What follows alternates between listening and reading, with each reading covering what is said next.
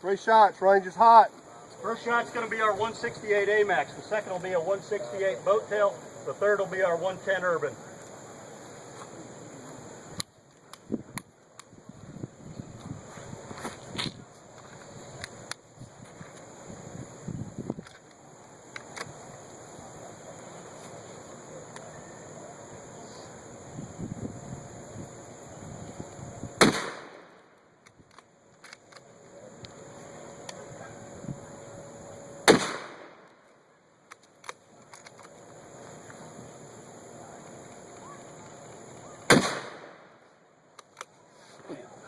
Come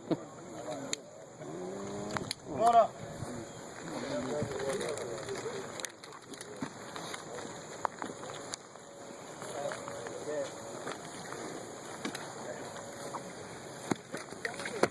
You can see, just like I told you, within a ½ inch inside the target, we're already starting to achieve massive wound channel on that 168.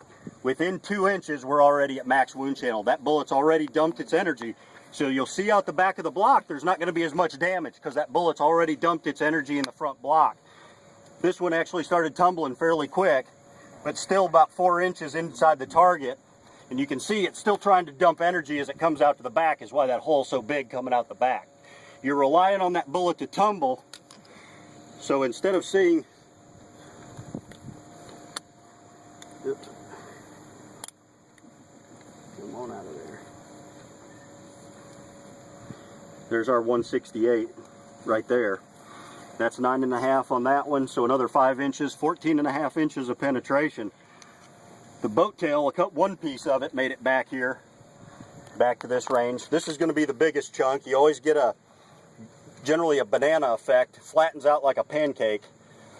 And that's essentially what you're relying on creating that wound channel, as that bullet just starts to tumble. You can see how much off center the thing ended up going, and that's why that trooper in Indiana, that thing just turned, went straight down right into the guy's neck, is where they'd found that one.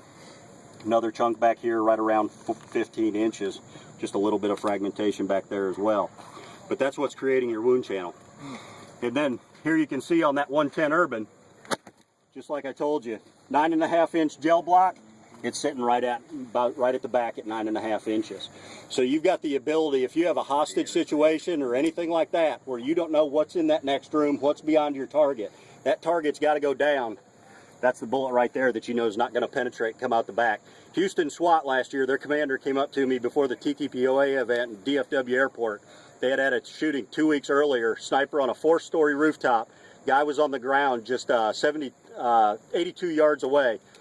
And when negotiations went south, they radioed for him to take the shot. He radioed back, said, guys, I got an awning in the way. I can only see his waist and down. They said, put him down wherever you could. And from that 4-story trajectory, 2 inches above the belt, and on the autopsy, it's still completely incapacitated and punctured his lung on the entry on the right side where that sniper hit him. That wound channel. What would it do to it inside if it hit a bone and all? What would it shatter the bone? It's just going to shatter the bone on that front side. It's going to send that bone fragmentation everywhere, similar to what you're seeing on that wound channel right there. They've been using it for eight years now and not had a single guy take a step with that 110 Urban yet. Guys, they said they absolutely love it. It doesn't follow logic or physics to think a 110 will group the same as a 168. Until you see it do it, you won't believe it. And you see, like Corey said, Houston and Harris County, same area, that's what they use. And you can call and ask them that, they'll tell you. So please try it. I'm a hunter. I would never load a 110 against a 165 or 150 to hunt with. But based on what this bullet will do, it's a whole different story. I'm not a law enforcement officer, but you what Corey said. At what range does it start losing the equivalent of the 168 on the accuracy? That's what I'm talking about. You mean as far as the dope on the rifle, point of impact shift itself? Glad you asked that. On my PowerPoint, when I come out to your department, I've actually got a target.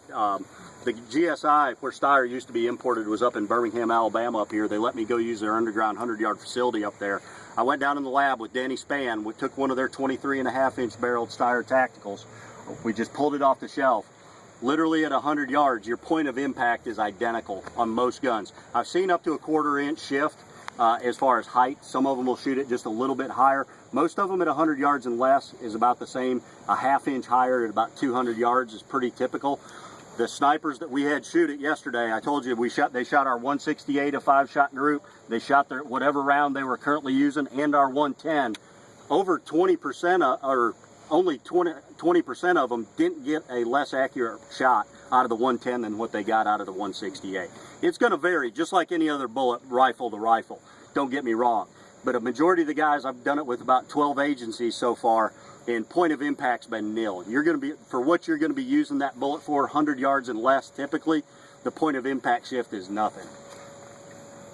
The neat thing about this thing was yesterday, after we did this, the FBI 10 feet on the protocol, we backed up 2 ballistic gel blocks at 100 yards and had 2 snipers shoot the boat tail and our 2 rounds out of their own guns. Our wound channels and depth of penetration at 100 yards was identical to what we had at 10 feet, where the boat tail hollow point, no expansion for 8 inches, stopped at 12.5 inches, so you had literally 4 inches of wound channel on that bullet is all you had. Where typically that thing's going 16, 18. A lot of times it comes out the back of the second block, allowing for an over-penetration issue. It just changes every single time. When this thing starts yawing and going all over the place, it's just, you're not going to be consistent from one shot to the next. So, anybody have any questions? Thank you very much for bringing that up. I'm glad you brought that up, pointed that out. Okay guys, thank you so much for watching.